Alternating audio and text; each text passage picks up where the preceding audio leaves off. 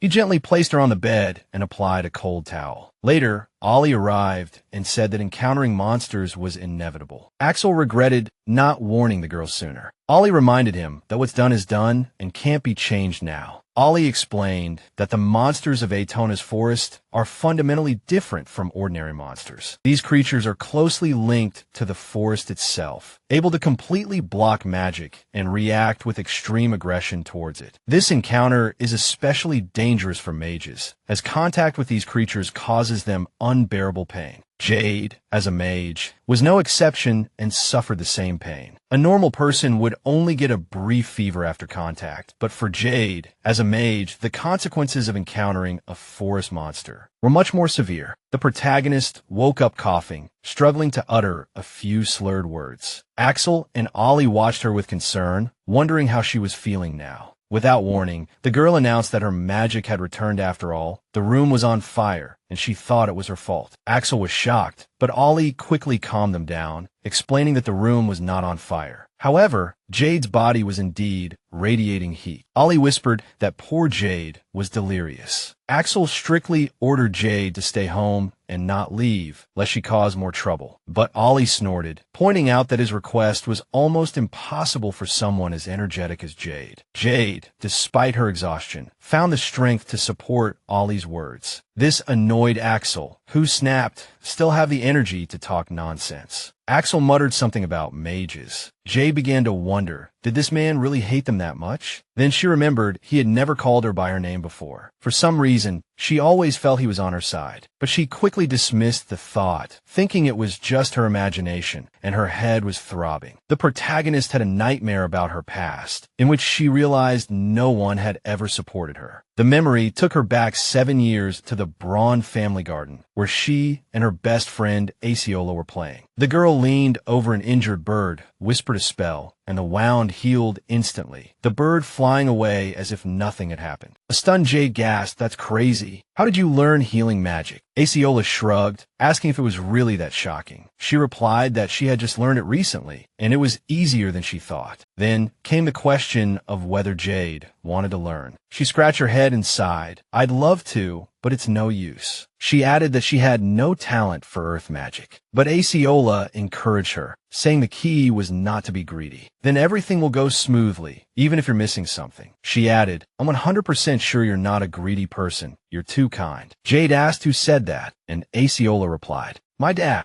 Aceola's dad, Jade's uncle, the man who had rejected his niece after her parents' death. Uncle Felix used to be nice to Jade, but his personality changed after losing his brother. She thought his coldness was out of grief, not a real desire to push her away, but she was wrong. The conversation turned to memories of Uncle Felix's favorite tree. Aceola confirmed that her dad had grown the tree from a sapling. Jade smiled slyly, whispering an almost inaudible spell, but Aceola saw nothing. Suddenly, the tree burst into flames like a matchstick. Aceola asked her friend, did you do that? The young mage smiled, proudly proclaiming, yeah. Soon, an enraged Sir Felix and his assistant rushed into the garden, their eyes wide with shock. The man roared, what in the world is going on here? Aceola whispered urgently to her friend, put out the fire. Jade shouted at her friend, insisting, remember to tell him he's really greedy and pass that on to your dad. Her voice held a strange mix of anger and desperation. Something strange and terrible flickered in her eyes. The girl said she was a very bad child, so she solemnly promised that no one would ever take anything from her again. At this moment, the same words came from the sick Jade, all muttered in her sleep. Axel, with his usual weariness, noticed that the girl was not fully awake and wiped the sweat from her face. A moment later, Ollie burst out laughing, saying she never thought Axel would go this far. The man asked in a steady voice, didn't that woman just dump everything on him to take care of Jade? Then he added in a low tone that he was partly responsible for this mess, as if confessing to himself more than to Ollie. Axel admitted to himself that he should have told the girl more about this forest from the beginning. The young man assured Ollie he would be back soon, his voice carrying a determined tone, though his eyes remained grim. Suddenly, Jade startled. Someone was repeating her name, urging her to wake up. The protagonist wondered why that voice was so loud. She blinked her eyes open and froze instantly. Her nose was almost touching Axel's back. A panicked thought flashed through her mind. Only a few inches separated her from him. She retorted angrily, why are we so close? She jerked her body away, almost losing her balance. The man hissed in annoyance, don't move, it's dangerous here, and pulled her closer. Axel told Jade to carefully turn her head downwards. Below them was a bottomless canyon, the wind whistling in her ears. The girl gasped, and then her voice turned into a scream. Let me down. But the man snapped at her, telling Jade to calm down or she would fall to her death from his back. Then Axel yelled at the girl, shut up, the monsters might attack me. The protagonist complained, why did you drag me here? He said they were in a rift deep in the forest. There was supposed to be a grass called lapis something here. He asked the girl if she knew anything about it, that the flower was good for detoxification. Still trembling, Jade guessed he meant the lapassion flower. The girl remembered it. It looked strange and grotesque, like a monster. The man swallowed hard. Now, they had to find that creepy flower to neutralize the poison in Jade's body. They encountered a bunch of different flowers, but none of them matched. It turned out to be harder than he thought. Axel sighed wearily. He had planned to return before sunset. He noticed Jade's breathing was very erratic, and even with his back to her, Axel could feel how hot his companion was. He estimated she might not make it through the night. The man decided to force a conversation, telling the girl to say something, adding that she liked to talk nonstop. The girl whispered, how do you know about the lapassion flower? Even I didn't know it had this effect. The man admitted that a mage had told him. Jade couldn't believe it. Had a mage really been here before? But this question was met with only silence. The girl thought Axel hated mages because of that encounter. The protagonist became annoyed. Axel was unwilling to share anything about himself. All she knew was his name, and even that could be fake. Jade sighed, knowing it was none of her business anymore. Once she left the forest, Axel tapped her on the face. What are you doing? He reminded her, you know, no one talks about the past in this forest. She frowned and pouted. He shrugged, don't overreact to everything. He added, it worries me. Her heart skipped a beat.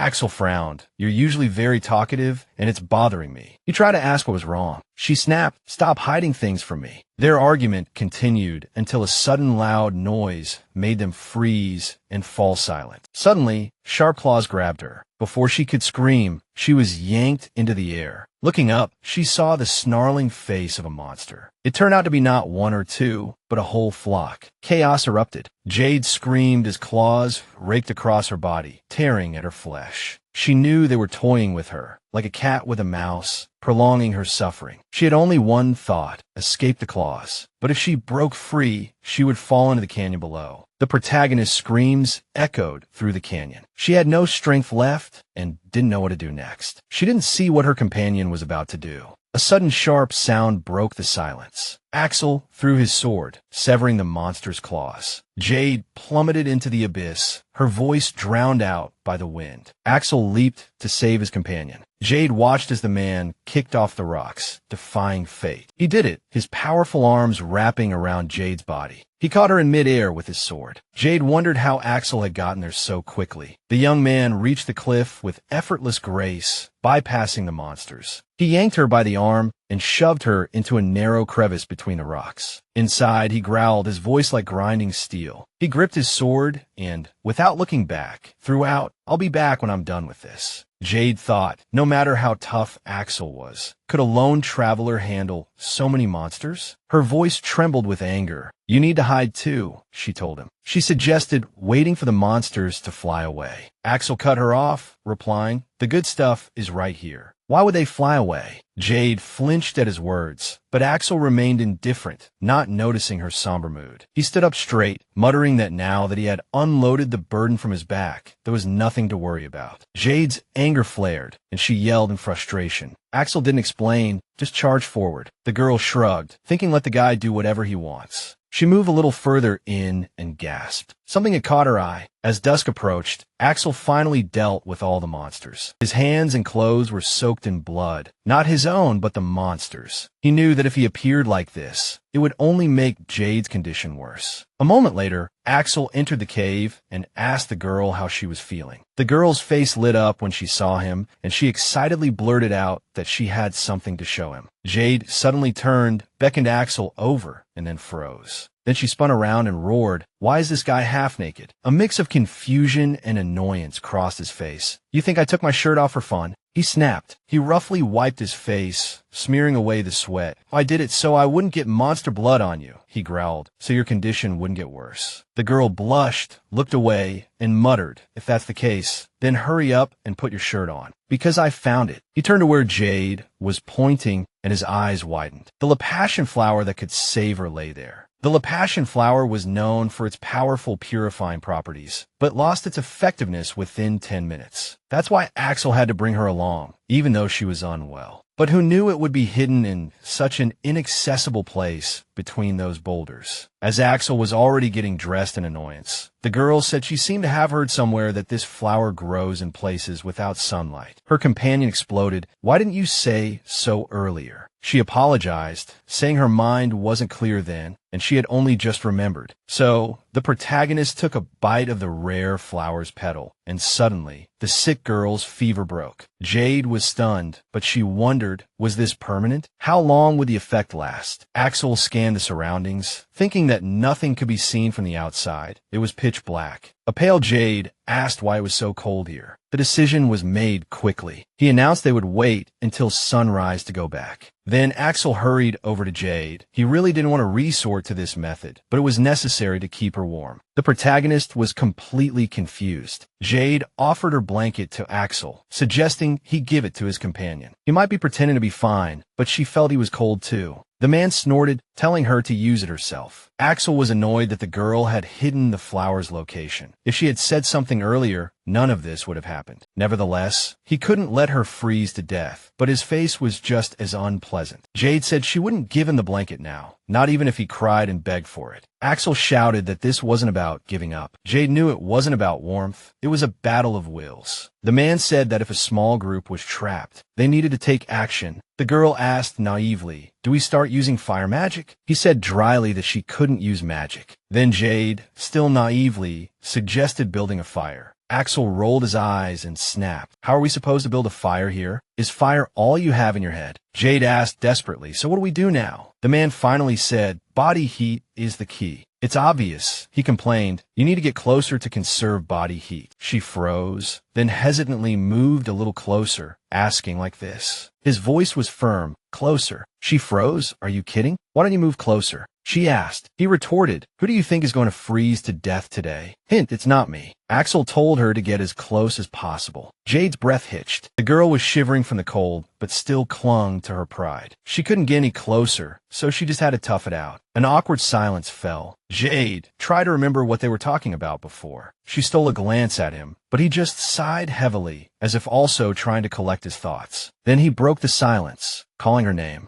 Jade flinched, not understanding what he wanted. Finally, the man managed to articulate his question clearly. He asked why his companion was named Jade. She blinked. Where did that question even come from? Axel said the name was usually associated with that green crystal. He tilted his head, studying her eyes. Obviously not green. Jade froze, then whispered that her name was a mismatch. She had inherited her mother's eye color. She added that her grandmother hated it, the old woman who had chosen the name for her granddaughter. He thought she didn't like her name, but Jade said that wasn't it. She had to do something to carry on the legacy. In fact, it was the opposite. Jade snapped that she refused to be a puppet anymore. His voice became sharp and unshakable. She decided she would fight for her true position, and that would be the best revenge. In that moment, the man realized how different she was. For the first time, he didn't see her as a victim, but as someone who could fight back. He didn't say it out loud, just grunted, but there was no mockery in his eyes, only a strange kind of respect. He quickly said, it's okay. Jade should show them. The girl smiled. This man had actually called her by her name correctly, without ridicule or mistakes. Axel calling her name made her much happier, and she beamed. Axel thought, if everything Jade said was true, then neither of them had a normal childhood. Axel was conflicted. On one hand, Jade's behavior was more noble than anyone's, but on the other hand, her actions were often out of line. He sighed. Jade was sometimes too concerned with what he thought. When he suggested they track down the person who sent her to the forest after they got back, she waved it off as if it were nothing. Axel finally connected the dots, remembering Jade had said she wanted to leave this forest as soon as possible. He stated it plainly. She needed to take charge of her family. She said calmly, that's right. She muttered Ollie's words. Sometimes you can take a breather. Then shook her head. I don't have time for that. She said time was running out, and all they could do was wait for the merchant, but she would still try to find a way out. The protagonist smiled and said, the squeaky will get the grease. Axel shook his head, wondering if Jade truly understood what compromise meant. In a way, her words were admirable, but if he left, the monsters would devour her. The guy let out a heavy sigh, and Jade immediately flared up like a fire, snapping at how he could sigh as if he were bored while she was explaining something important. The girl called him a jerk and started swinging her fists at him, prompting Axel to ask what was wrong with her. The guy convinced his companion to calm down and listen. He added that there was another way out. They didn't need to wait for the merchants, as a local in the forest had a map of the outskirts. Just then, a spark of interest lit up in Jade's eyes. She bombarded Axel with questions, asking why he hadn't said so sooner who this guy was and where he lived. But his answer completely deflated her enthusiasm. He admitted there was a problem. He didn't know where the man lived. She froze, her face blank with confusion, then screamed at the guy, saying he'd only seen him once in all his time in the forest. Then the guy announced that the conversation was over, it was getting late, and they needed to get ready for bed. They had to get up early tomorrow, so they needed to sleep right away. Axel promised to leave Jade behind if she didn't get up on time. The girl complained that Axel had just given her a sleep killer, and now she wouldn't be able to close her eyes. The guy thought it would be a hassle to soothe her, but a few minutes later, he heard her steady snores. He decided to gently cover her with a blanket, whispering that she must have been exhausted. When the first rays of sunlight hit the ground, Axel started shaking her awake, saying it was time to hit the road. Jade begged for just 5 more minutes of sleep. Axel threatened to leave her to the monsters if she didn't get up now. That did the trick. Jade woke up groggily, not immediately realizing she had been clinging to a man in her sleep. It turned out the guy had been watching her sleep all night while she held onto him tightly for warmth. They set off earlier than usual. Jade was surprised by the early start, but Axel explained that the monsters in the canyon were less active in the morning. This led to a new question. Why didn't the monsters even attack him? She guessed he was using some kind of protective cologne. Axel grumbled about whether such a thing even existed. She retorted that she didn't know, but he could surely make a fortune selling it. Axel's tone turned serious as he explained that the monsters used to attack him too. He clarified that after he had slaughtered enough of them, they started running away at the mere sight of him. Jade snorted, teasing him, calling him dear, and saying his reputation was in tatters if even the monsters avoided him. Axel just grunted, saying flatly, "Did you just say something you shouldn't have?" The characters moved on, and Jade noticed that the leaves had already started to fall. She thought to herself that she had been sick for so long she hadn't realized how much time had passed. But during that time, she had learned one crucial thing. The Adanaski forest was hostile to mages, but it obeyed the knights. She saw this from Axel. The monsters didn't attack him, and he didn't even get sick from them. Jade wondered why the forest treated knights and mages so differently if they were blessed by the same god. Axel suddenly called out to Jade. She started making excuses, knowing full well that if she didn't hurry, Axel would leave her here for the monsters. The guy said that wasn't what he meant. When she ran closer, he told her to look around. The heroine saw a breathtaking sight, a lake with crystal clear blue water. But for some reason, Axel snapped that they needed to go back. Jade was thrilled. She was dying of thirst. Axel reacted instantly, grabbing Jade's wrist, spinning her around, and snapping, "Are you crazy?" Jade started to argue that she was just thirsty. He retorted, "You know what lake this is, right?" The guy suspected Jade wasn't fully awake yet, because this was the very lake someone had pushed her into. The fact that this lake was connected to the Adanaski forest said a lot about the person who attacked Jade. They were familiar with the terrain, had a plan, acted cautiously, and were counting on her to die. Everyone knew that if you fell into that lake, you were done for. Jade finally understood the weight of his words. Axel said they had to find another way around the lake, but Jade cut him off. She desperately wanted to know how she had survived if this place was so dangerous. After her question, a silence hung in the air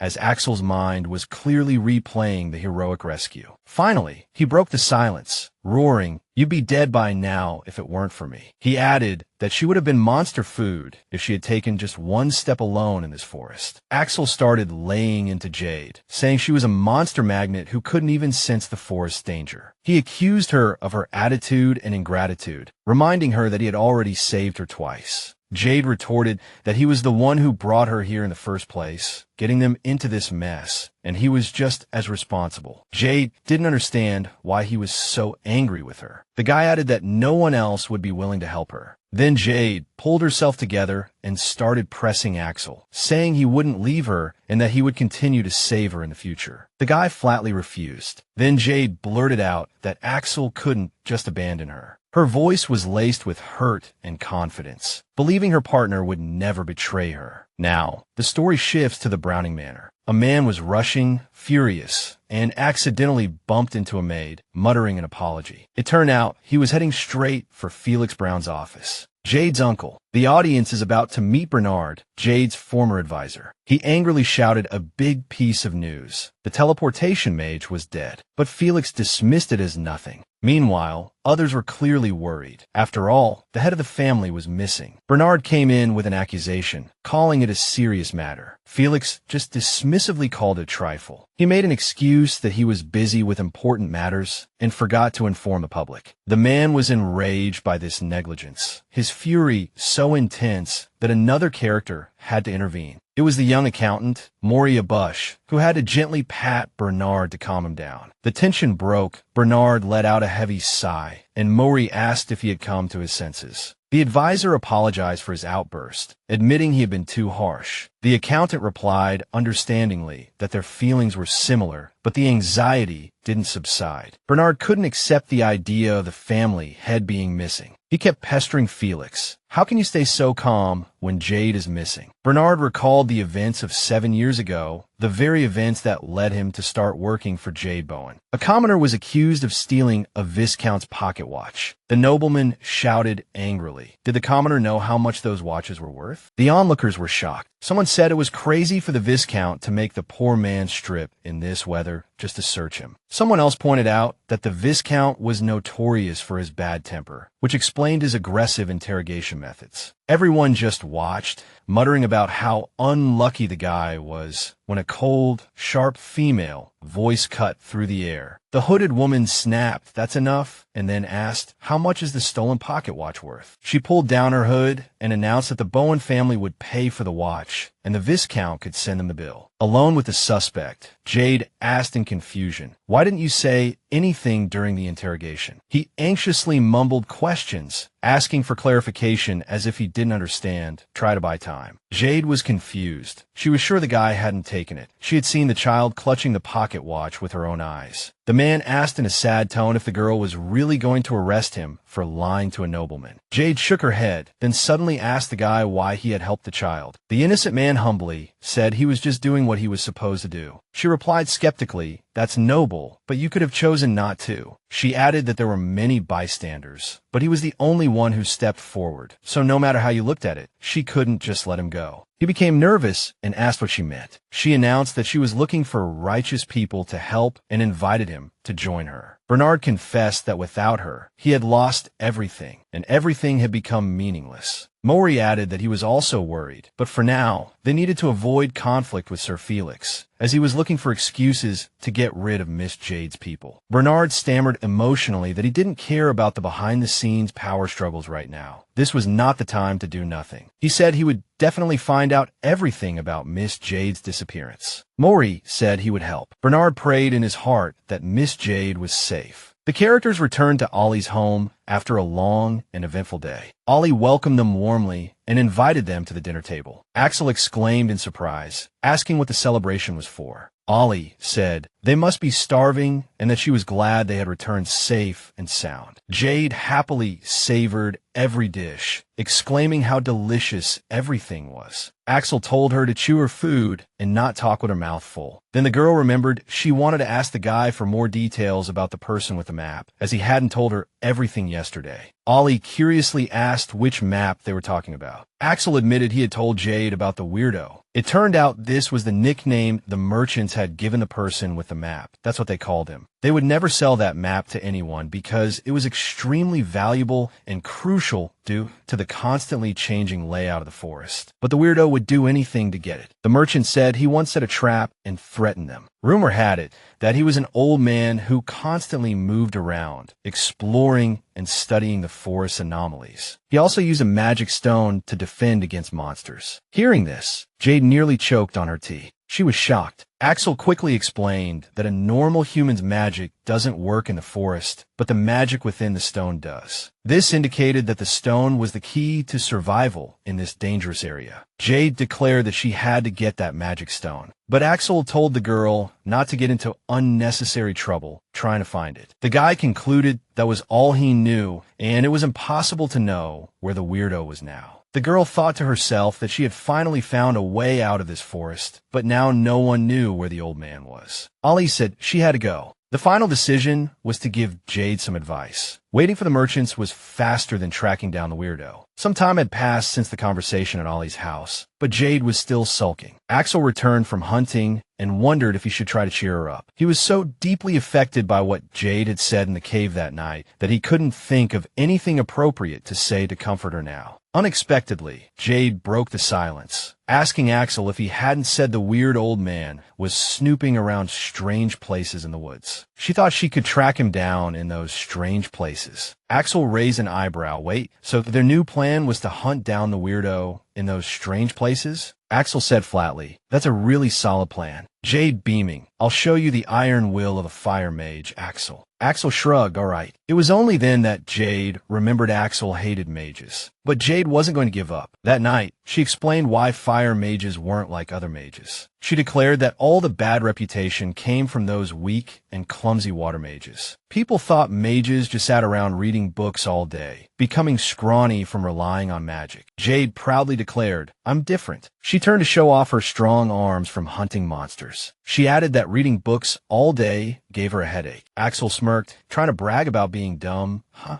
Jade huffed, "Of course not." She pointed to her eyes, where there were no bags. For a moment, the girl froze, realizing how close she and Axel were. A sudden, sharp, and loud knock sounded at the door. Jade jumped in surprise. Who could it be this late? The guy didn't answer, instead roaring at Jade, "Get back." He grabbed his sword and went to the door. As Axel carefully unlatched the bolt, a panicked voice from behind the door pleaded for help. Finally, the door swung open completely. Then Jade and Axel saw the red-haired man covered in blood. Jade was shocked. She asked who the man was and what had happened. He was panicked, stammering something about his daughter. It turned out the child had gone to the lake and been attacked by a monster. He was covered in blood, trying to stop the bleeding himself, but it was no use. They decided to help save his daughter. Axel headed to the storage room to get potions and tinctures. Jade asked, "Are you just going to send this poor man off with some medicine?" She pointed out that it was pitch black in the forest, he was covered in blood, and if they sent him out now, he'd be in more danger than the child. Axel said he would handle it himself, and that Jade needed to stay here. Then she asked if Axel knew the difference between nanon grass and mongrel grass. A silence followed. Jade smiled smugly, teasing that if Axel couldn't even tell the difference between a coagulant and a painkiller, how could he help? The guy retorted, ordering the girl to put on her coat. She perked up. When Jade saw the injured child, she realized the situation was worse than she had imagined. She wasn't sure if she could handle it, so the emergency treatment began. Jade clenched her fists and demanded, "I need a needle and thread." The father was getting in the way, worried about scarring. Jade retorted, "A scar or her life, you decide." Axel knew he had to get the guy to leave, so he wouldn't mess up the procedure. He told him to wait outside. After the bleeding stopped, Jade still felt uneasy. The monster had gotten a taste of her and would likely come back again. She wished again that she could use her magic in these woods. Jade and Axel said goodbye to the father. She told him she had done her best. She promised to keep checking on the girl until the wound healed and told the father to make sure she took her medicine on time. The father thanked them profusely. Axel said, "But I have a question for you." He asked if the child knew the lake was dangerous. Why did she go there alone? The father admitted that the child had insisted she had to go there to meet someone, so she slipped away when he wasn't looking. Axel pressed for more, but the father cut him off. "It doesn't matter anymore. I have to go see my child," he said. The father slammed the door shut. Jade became nervous. What just happened? She was worried about the girl and wanted to help her somehow. Then it hit her that Axel could help the girl. He was basically an expert monster hunter, always saving Jade. When the guy said that was enough for today and it was time to go home, the heroine uncertainly called out to Axel. With anxiety in her voice, she said that the monster that attacked the girl must be nearby and watching them, because monsters don't like to let their prey go, so they will hunt it. The girl admitted she knew it was wrong to ask this of Axel, but could he help the girl?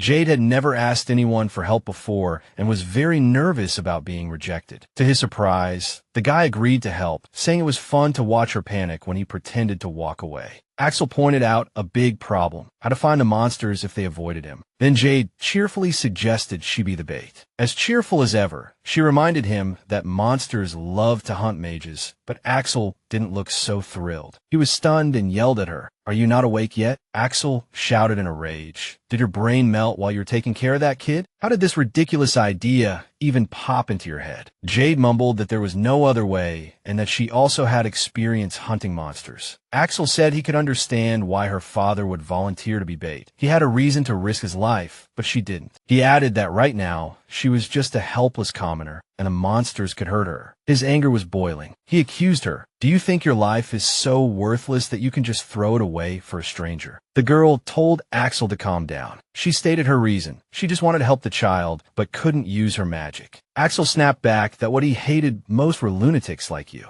The girl realized she had messed up, but it was too late. Axel cut her off coldly, telling her to stay away from him. Jade trudged towards Ollie's cabin. Her spirit was crushed. Ollie asked her what was wrong, why Jade looked so down, and suggested they talk over tea. Ollie said it wasn't surprising that Axel had lost his temper. Jade asked, "You think I was too reckless too, don't you?" Ollie paused, then calmly replied, "You need to worry more about yourself." Jade had a moment of self-doubt. She admitted that maybe she had gone a bit too far with the self-sacrifice, but her determination to help the child was still strong. Then Ollie dropped a bombshell. She had something to give Jade. She handed Jade a gift. Jade froze. Inside was a magic stone with a unique carving. A wind protection spell was engraved on the stone. Jade couldn't believe someone would give her something so valuable. Ollie smiled and said, "It's no big deal." But Jade knew it was a rare item. The engraved spell was very unique, different for every mage, but this one was absolutely extraordinary. After getting the stone from Ollie, there was an unexpected condition. You have to talk to Axel, and you can't back down. She hesitated, but eventually agreed. But even so, she still didn't know what to say to him. Jade was on her way to see the injured child, telling herself she would do whatever it took. The child thanked her savior. Her father had told her a lot about her. Jade remembered the girl's name was Nina. "That you're amazing," she said as gently as she could. "You went through so much. That must have been terrifying." The wound was healing well. Jade asked Nina, "You don't remember anything about the monster, do you? Any details about the attack could help with the treatment." Nina said it happened before sunset. She was passing by the lake, but a strange glowing circle on the water caught her eye. When she leaned in to check, a monster jumped out of the water. Jade speculated that the monster had lured the child with the light from its body, and if it attacked before sunset, it meant it was very ferocious, possibly a Wenhongwen. The child said she didn't remember what it looked like. She ran too fast, but she thought she saw a long tail and flat paws. Then the protagonist noticed something strange on Nina's face, possibly a bite mark or a scrape. But the girl noticed Jade's gaze and said it wasn't from the monster. She remembered as a child, people surrounded her with torches, screaming. She was a monster's child. Everyone panicked because it might one day turn into one of them and devour the entire city. The girl hesitated and said the mark had been there since birth, then told the story of her life. Outside the forest, there was no place for her and her father. People avoided her, whispering about the monster mark on her face. Wherever they went, the same cruel words followed them like a curse, and people drove them away. That's why Nina and her father moved into the woods. Jade apologized for making the little girl relive such a painful experience. Nina said it was okay because something good had happened in the woods. She had made her first friend. The word friend felt warm, but in the next second, doubt crept into Jade's mind. She asked the girl, "Are there any other children your age around here?" Then Nina hesitated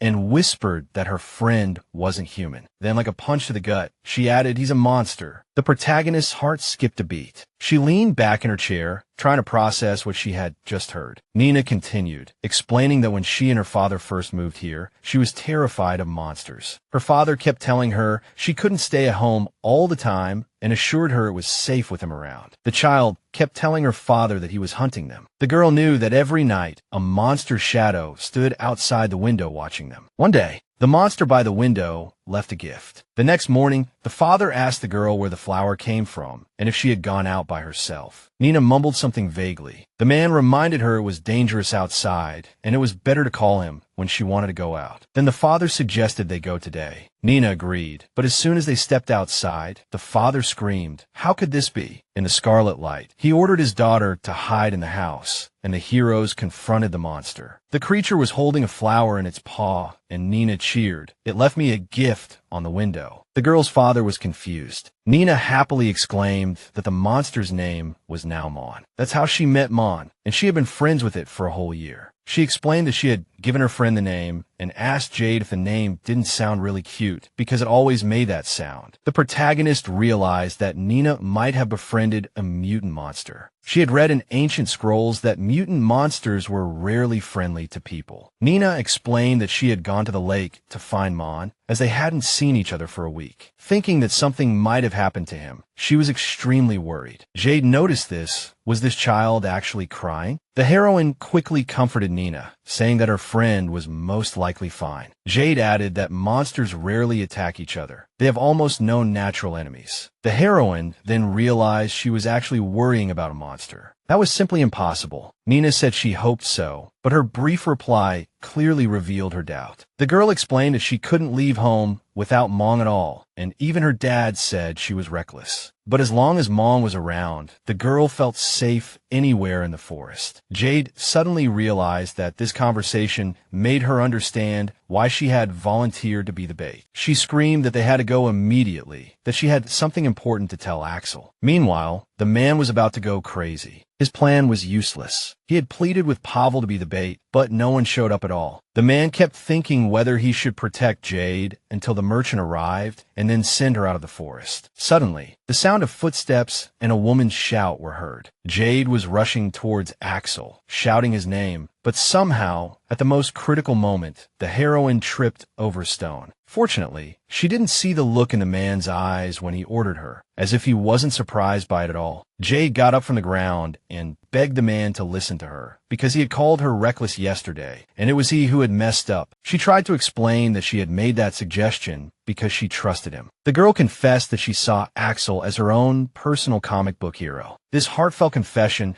was meant to show how close they were. But a second later, the heroine realized what a foolish thing she had just said. Axel asked what on earth that meant and what she was trying to say. The heroine opened her heart and spoke of her feelings, how much she trusted him, that even near monsters, even when she couldn't use magic, she felt safe with him because he was strong and always protected her. The girl mumbled that it was all his fault she was so careless. Axel smirked and noted that's a pretty interesting conclusion. The man told Jade to clean herself up and get the leaves out her face and hair, his tone still teasing. But Jade insisted that the man hear her out. He snapped that since she still couldn't use magic, this conversation was pointless. Then Jade happily announced, "I have something here," the girl said. Ollie gave her this, and she pulled a stone from her pocket that could compensate for her lack of magic. Jade said proudly that she could protect herself now. Axel sighed heavily, rolled his eyes impatiently, and finally gave in, saying he agreed, but only if she promised to be obedient. So, the heroes went to the lake to carry out their plan. The man asked if she had heard of the Maguro. Jade asked him to explain what he meant. He explained that a Maguro is a monster shaped like a giant natural object, and this lake was one of them. He added that falling into the lake was like jumping into the Maguro's mouth. This vivid analogy helped the heroine connect everything and finally understand the previous warnings about the lake's danger. Axel announced that they now had to wait until Vic and Vina appeared from the lake. So the girls stayed on the shore to wait. Axel hid behind a tree, his mind replaying the scene of the girl admitting she was no longer afraid of him. He wondered why Jade was acting so calm and even smiling. The girl took out the bandage soaked in Nina's blood from her bag and decided it was time for the bait ritual. Jade called out to the monster in her mind, "Come quickly, she has brought the prize he desires." Suddenly, a glowing magic circle appeared in the lake, and the girl got excited, finally seeing the monster approaching. But Vin and Vina never surfaced, which was probably Axel's fault. Jade told him to stay put and not move. Jade felt she needed to add a little more push. It was indeed risky, but it was the only way. The heroine drew a knife, cut her own hand, and muttered, "Let's see you run now." Axel was stunned by Jade's action, his heart churning with anger at what she had just done. Finally, Vihinvina burst out of the water, its bloody mouth wide open, lunging straight for Jade. The heroine hurriedly reached for the magic stone, but as she fumbled for it, the beast got closer, ready to devour her. The next second, Axel charged into the fray, swinging his sword fiercely, and sliced open the monster's belly. Vihinvina collapsed to the ground. The man sneered, "Jade, are you trying to get yourself killed?" He taunted. "What the hell kind of plan was that? There should be a limit to your stupidity." Jade retorted, "I had the stone." Axel grabbed her hand and tore a strip of cloth from his own shirt to bandage it for her. Just then, the monster roared. Axel and Jade stared in disbelief as the body that had been split by the sword stood there completely intact. Jade screamed, "How is it healing?" He hissed, "This thing regenerates." Big trouble. He roared, "Regeneration isn't infinite. I'll keep cutting until it can't grow back." After dozens of attacks, Jade cried out happily that the monster's healing ability was declining. Axel laughed and announced he was going to finish the beast and delivered a final sword strike. Suddenly, Vihinvina stood up on its hind legs and let out a strange shriek. A large swarm of different monsters rushed towards our heroes. A shocked Axel guessed this guy was the local leader. He shouted to Jade that he would clear a path for her and that she needed to run home and not look back. She immediately retorted that she would never just leave him like that. Axel said he couldn't protect her while fending off all these things. Jade countered that she could protect herself with a magic stone. The man opened his mouth to argue, but before he could get a second word out, a monster lunged at him. There was no time for idle chat now. As the magic stone took effect, the heroine marveled inwardly at how wonderful it felt to use magic again after so long. As the monsters continued their onslaught, Axel's sword danced through the air, barely keeping up. But the critical moment came when the magic stone suddenly went dark. A mutated monster roared and lunged at her, and she only had time to think that this attack was aimed at her. She braced for the attack, but suddenly felt a man's body block the blow for her. But the monster didn't care. It bit down hard on Axel. All Jade could do was scream in despair, blaming herself. The man had done so much to protect her. Jade wanted to save the man, but how? She had overused a magic stone, and its power was depleted. However, Jade wasn't going to sit idly by. Only she could save him now. Vihenvina dived into the water with Axel in its mouth. The man cursed inwardly as his grip weakened. But somehow, he managed to muster one last bit of strength and thrust his sword directly into the monster's eye. In that same instant, the wounded creature let out a piercing scream and thrashed its head. Axel realized the sword was stuck in its eye. He couldn't pull it out. Out of the corner of his eye, he saw Jade jump into the water, thinking to himself that there was nothing more foolish. The heroine kept blaming herself, thinking that if she hadn't been so stubborn, Axel wouldn't have been dragged into the lake, and the monster wouldn't have been a problem. She ironically recalled her own words about feeling safe when Axel was around. The girl cursed herself for entrusting her life to this poor man, depending on his kindness. Self-blame turned into determination, and Jade told herself that she would be the one to save Axel. Now, she chanted a spell, and to her surprise, it worked. The monster lit up from within. Now let's see how the heroine came up with this plan. After all, she was curious about how the magic stone worked in the Athena forest. Magic is a prayer to the gods through spells, but in this forest abandoned by the gods, prayers cannot be delivered. The problem was the magic stone still worked here, the only exception in this godforsaken land. So, did that mean the stone was a medium? If so, maybe Jade could use Axel. It is said that knights are a class that inherited the bodies of gods, so the magic should work. And so, the spell took effect, and Vihenvina's body sank towards the bottom of the lake. Both Axel and Jade were stunned. Jade was so excited about being able to use magic that she exhaled a large breath. Axel knew instinctively that she couldn't stay there any longer. The two of them started swimming towards the light. Suddenly, hundreds of tentacles appeared from nowhere, blocking their path. Axel realized the Maguro had found them and pulled Jade closer. The tentacles instantly wrapped around the hero's arm, and he even lost his sword. Axel's only remaining hope was that Jade could use her magic, but she was starting to suffocate from lack of oxygen. In the past, Axel had imagined countless times that he would die in this forest, but he never thought he would sink so helplessly to the bottom of a lake. Nor could he imagine spending his final moments with a mage. Come to think of it, this was just like our first meeting. Jade was unconscious then, slowly sinking to the bottom of the lake. He had saved her then, and he would do the same now. After he kissed her, the heroine briefly opened her eyes, but was completely disoriented. She couldn't even make out Axel's face or tell who was in front of her. She only came to her senses when someone kept calling her name. The next second, she saw Nina's face and her father, Pavel. Nina asked in a worried tone how she was feeling. Jade wondered how on earth she had survived. She tried to piece together her memories. She remembered jumping into the lake to save Axel, and then down below, tentacles grabbed both her and Axel. So her recklessness had gotten Axel into trouble again. Nina suddenly remembered that Jade had taken her bandage. Jade confirmed it. She had used them as bait. The girl guessed that her companion Mong had followed because she smelled of Nina's blood. Mong had smelled Nina's blood on the shore, panicked thinking his friend was in trouble, and jumped into the water. When Axel saw the monster, he cursed under his breath at the ironic timing, as he had already lost his sword. The monster swam closer to the drowning heroes, making a strange sound. The man was stunned. What on earth was happening? But then he started to choke and cough violently, his air about to run out. Meanwhile, the monster flapped its paws, mimicking that strange Mong sound over and over again. The monster found the sword stuck between its lower tentacles. Axel was completely confused. Why on earth was this monster helping them? Jade told Nina that her companion had saved their lives, so she had better say thank you.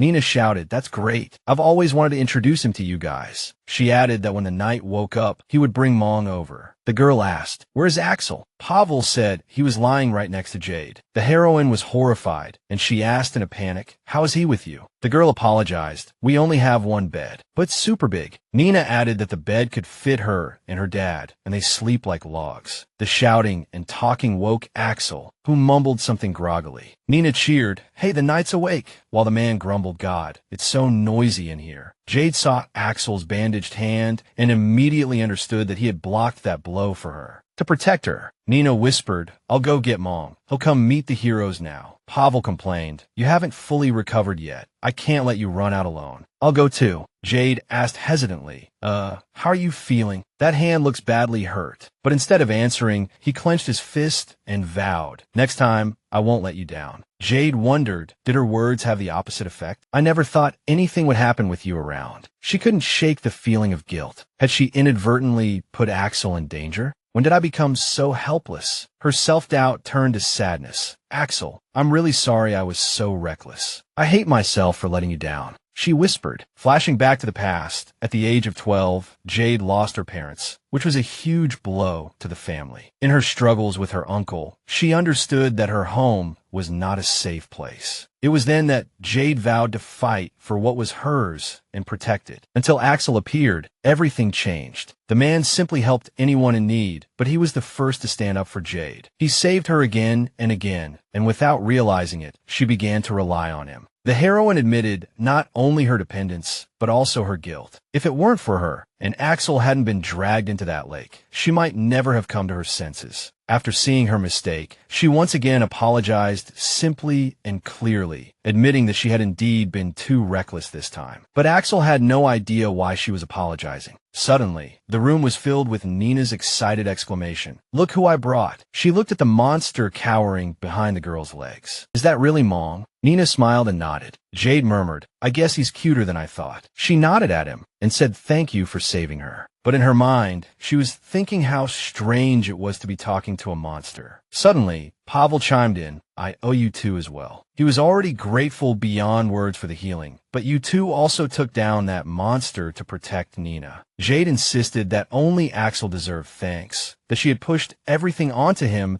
and was basically useless. But he wasn't going to stay silent. It was she who had healed Nina and had been constantly concerned for her. He wanted everyone to know that she had stayed by Axel's side, holding on until the very end at the lake. Yes, maybe someone else helped, but the one who saved his life was Jade. He thought the girl deserved some credit too. Meanwhile, over at the Browen estate, the knight raised an eyebrow. "Miss, why on earth did you come to this place and mingle with the commoners?" Miss Azella shrugged. "To be honest, there's nothing strange about inspecting the estate. Sometimes she would find herself instinctively covering her nose. This place reeked." She asked, "So what do these people do for a living?" He replied, "Well, not sure, but that commoner over there looks like a thief." The young lady yanked on her purse and hissed when she found it empty. The knight sighed in annoyance. "I'll go get it back. You are not to move an inch without me." Azella's mind flashed back to her father's words. That's poverty, not freedom. Once Jade becomes the official heir to the family, the first thing she'll do is kick your father out. Then his daughter would have to live like a commoner too. The thought made her wonder, is it really that hard? Azella's father's angry face appeared in her mind again, roaring that the estate, the fancy clothes, the jewelry, and the servants weren't free. He would question if she realized how expensive her peaceful life was. He mentioned her dowry, and the girl retorted that they could live more simply. The man just laughed it off. He mused that Azella said that as if she had never lived that way herself. On one hand, maybe her father was right. She probably couldn't make it in that world. But things were different now. A man appeared out of nowhere, shouting, I saw that little cutie from a mile away." He ripped off her hood and asked, "Did your man dump you or something?" Then he grinned and said his companions could cheer her up. Miss Azella was in huge trouble. Strangers were pulling at her, ignoring her struggles and pleas as their calloused hands grabbed her. "Please help me," she cried, but no one heard her pleas. Onlookers stood by indifferently until a knight rushed in shouting, "My lady, you are under my protection." The attackers froze. Noble blood? They couldn't mess with that. He roared that they were scum and told them to get their hands off a lady. The thugs fled, and the knight helped her to her feet. The citizens, who didn't even know the girl's noble status, were shocked and angered by the criminal's actions. Azella sternly ordered the knight to escort her back to the safety of the castle. Later, he reported that he had filed a complaint with the city guard, and the criminals would soon be punished. Miss Azella asked her subordinate what would have happened if she hadn't been Miss Azella. The knight said they probably would have just gotten a warning. This cruel answer hit the heroine like a hammer. It was the first time she truly understood what her status brought her. After everything, Azella finally saw the truth. Now she knew that if Jade became the family's heir, they would both be kicked out. She would end up on the same streets, but just as a common nobody. Realizing her status brought clarity and a new fear, Azella knew she could never go back to the girl she was before. From this day on, even if Jade never returned, she would continue to play the role of Miss Azella, hiding her pain under the mask of a noble. She clenched her fists and whispered an apology to her cousin. She had never wished for Jade to die or be hurt. She realized she was her father's daughter. It seemed she would have to pretend not to see what he was doing. Azella admitted to herself that she had always been compared to Jade, ever since they were children, and it caused her great pain. The girl silently asked her cousin to understand her and not be angry. The knight called out to the young lady, telling her to look at the sky. The sky that day was particularly beautiful, dyed an unusual shade of purple, just like Jade's eyes. It felt like it was staring into Azella's timid heart, filling it with a strange, unsettling tremor. Days passed, but Azella couldn't forget that sky. It constantly reminded her of something important, something she didn't even dare admit to herself. The girl ran into Mister, wondering why he was at the castle after being missing for so long. He admitted he was here entirely because of Felix. That bastard had decided to hold an early funeral for Jade Browen. Azella was stunned, remembering her father's recent words. He had said it would be great if Jade died or broke a leg. If she didn't show up soon, he was even prepared to hold a grand funeral for her. But at the time, the young lady didn't realize how serious her father's intentions were. She had taken it all as a joke. Meanwhile, Jade had no idea what was happening or where she was. Azella was standing right in front of the coffin. Jade was completely confused. She didn't know whose funeral it was until she saw her own name on the plaque. She froze in shock at first, but then a loud, almost hysterical laugh rang out nearby.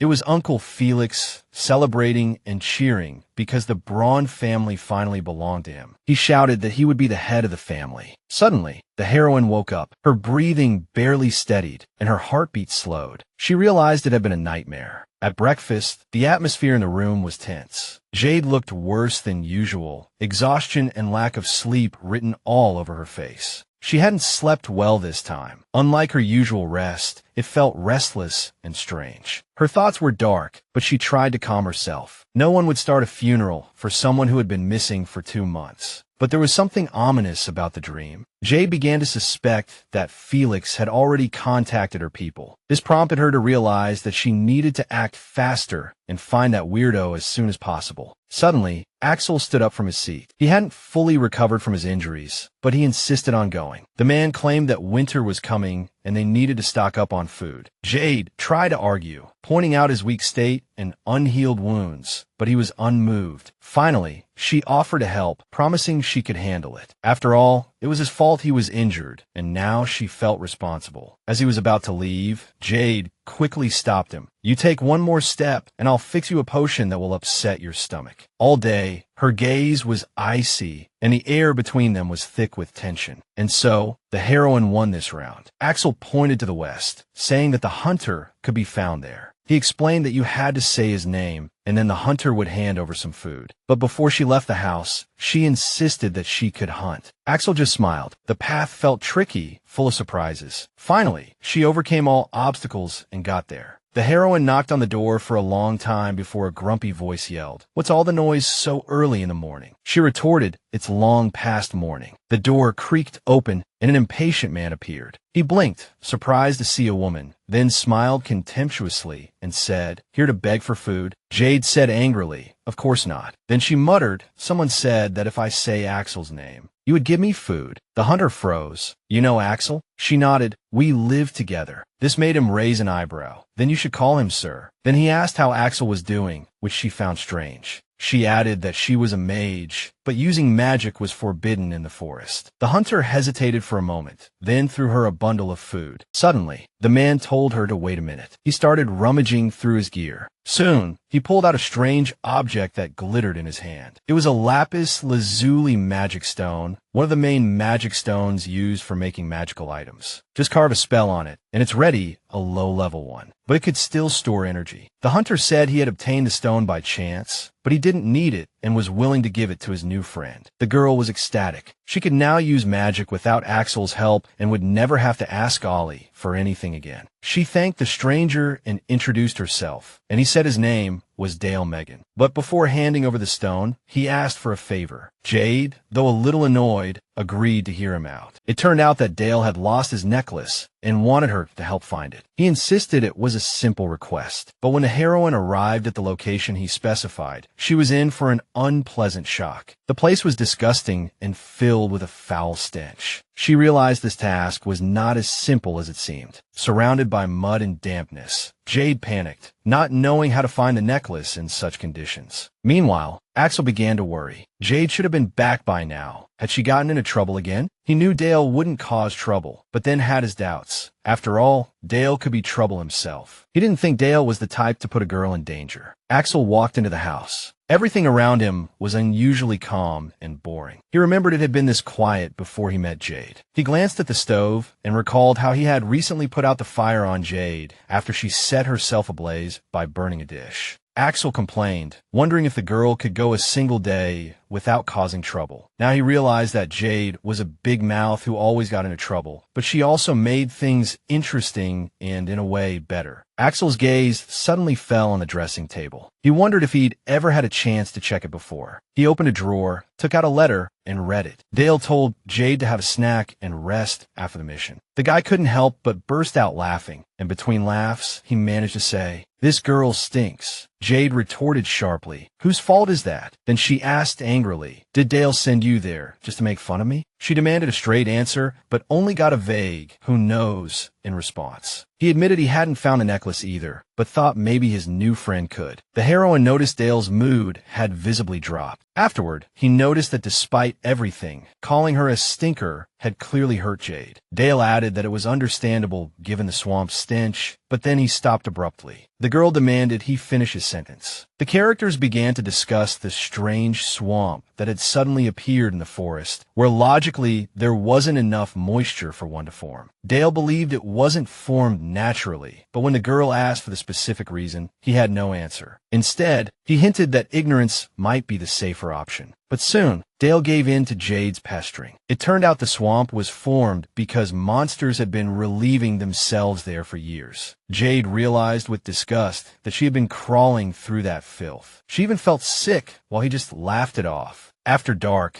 the heroine stayed with the hunter, wondering if Axel would notice she was gone. Later, the conversation turned to the past. Dale revealed how he first met Axel. It turned out that 8 years ago, he was a mercenary in desperate need of money because his wife was about to have a baby. To make a big score, he joined an expedition to a dangerous region, where he met Axel, who was just a child at the time. It's safe to say that viewers, like Jade, were now curious about how their relationship developed and what secrets the past held. 8 years ago, there was a terrible practice in this world. Poor families would sell their children to expeditions to be used as bait to lure out monsters. When Dale met Axel, he initially thought he was one of those poor children. He blamed both the parents who sent their children to their deaths and the expedition leaders who bought them. Dale had intended to take responsibility for the child, but it turned out that the young Axel was already paired with a young ice mage. The kid immediately refused to cooperate with him, saying he could handle things himself. The mage, angered by this slight, tried to prove his worth but only made things more annoying. Even offers of help were met with contempt. The black-haired man accused the mage of being incompetent, while the mage retorted that the kid was arrogant. It turned out the young hero had long hated mages, considering them selfish and useless. He even refused to use healing magic, preferring to deal with his wounds alone. Covered in blood, the mage sat before his partner, staring at him with contempt. Axel said it was his partner's own fault for going alone to a dangerous place to collect samples. The kid firmly reminded him that his job was to hunt monsters, clearly annoyed by his partner's solo actions,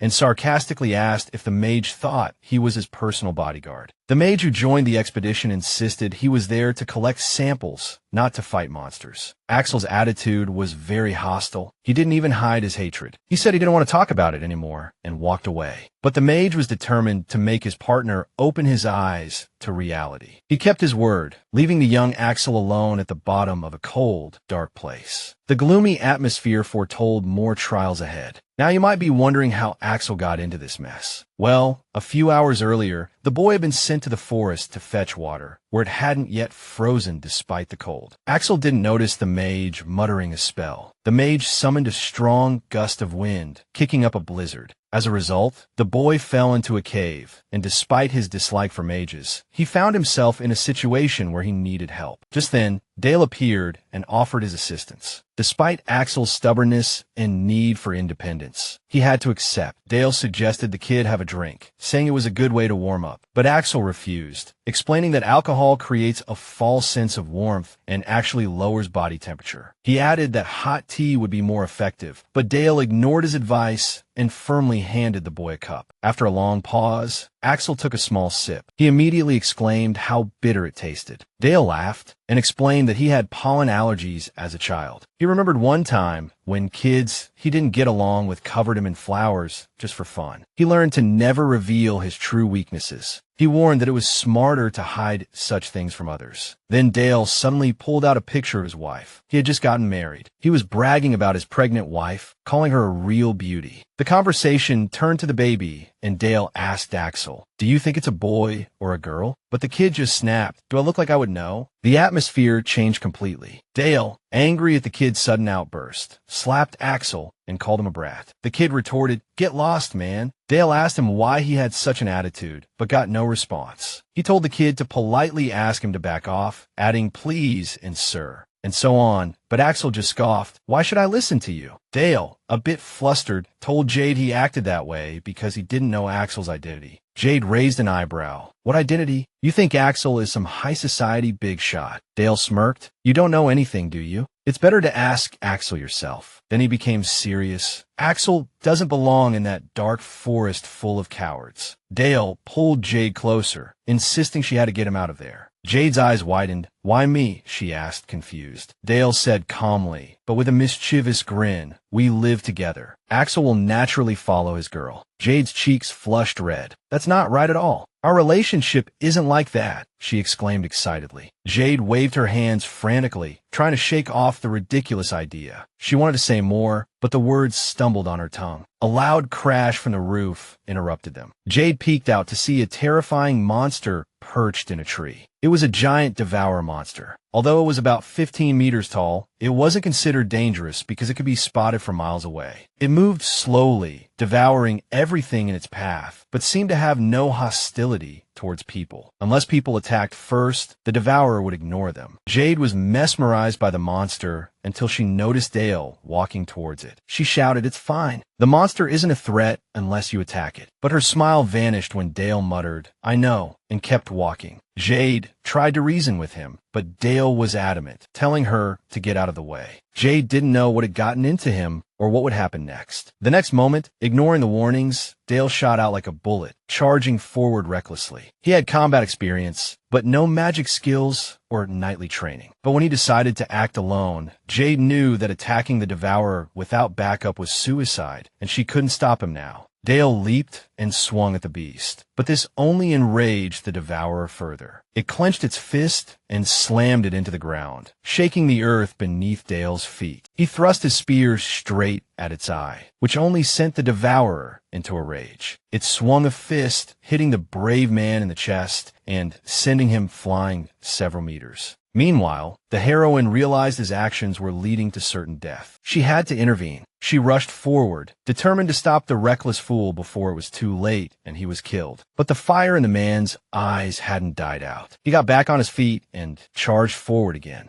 Jade couldn't understand what was driving him to act so recklessly. The devourer swiped a claw overhead, and a tree fell, crushing Dale. She thought it was all over. The immobilized fool was now at the monster's mercy. Then came the devourer's angry roar, but a second later, the situation changed in an instant. Birds distracted the monster, and it turned and walked in another direction. Jade breathed a sigh of relief, silently thanking her luck. She ran to his side to check if he was okay. He said nothing, but even after the heroine helped him out from under the tree, he was still groaning in pain. After his wounds were bandaged, he grabbed a bottle. Jade thought he shouldn't be drinking so much, and besides, the devourer was covered in scars. This probably wasn't its first fight with Dale. The heroine asked him why he had to attack the monster. Dale was silent for a long time. Then a vision of a beautiful girl appeared in his mind. He muttered that he had lost someone. Now, back to the days of the expedition, when Dale and Axel began to form a bond. The final day of the monster hunt arrived. The heroes, though tired, were satisfied, realizing their ordeal was over. Dale ruffled the young hunter's hair, praising him for getting through it unscathed. But the festive mood was broken by the appearance of a stranger who introduced himself as a servant of Lord Axel.